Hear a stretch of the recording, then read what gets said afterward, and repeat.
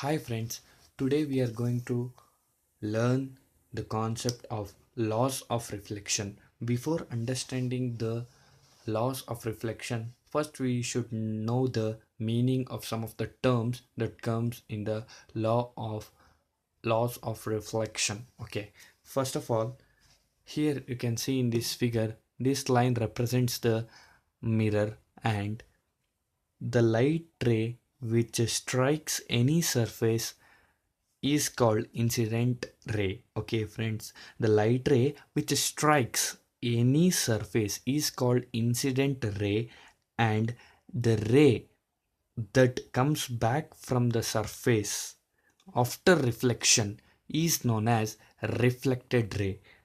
The ray that comes back from the surface after reflection is known as reflected ray. Okay, now friends, draw a perpendicular line to the mirror at that at the point where the incident ray strikes the mirror. Okay, this line is called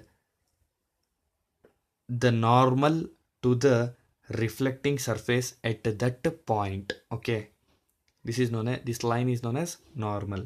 Okay, the angle between the angle between the normal and the incident ray is known as in angle of incidence, and the angle between the normal and the reflected ray is known as angle of reflection. See, this angle of incidence is denoted by the symbol angle I, and the angle of reflection is denoted by the symbol angle R. And now we can see the laws of reflection. These are the very important laws. If we know this law, we can apply this law for the various techniques like image formation in a plane mirror or other concepts.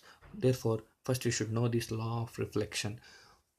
The law of reflection, the first statement of law of reflection is, or the first law of reflection is, the angle of incidence is equal to the angle of reflection. See, this angle of incidence is equal to the angle of R. Therefore, angle I is equal to angle R.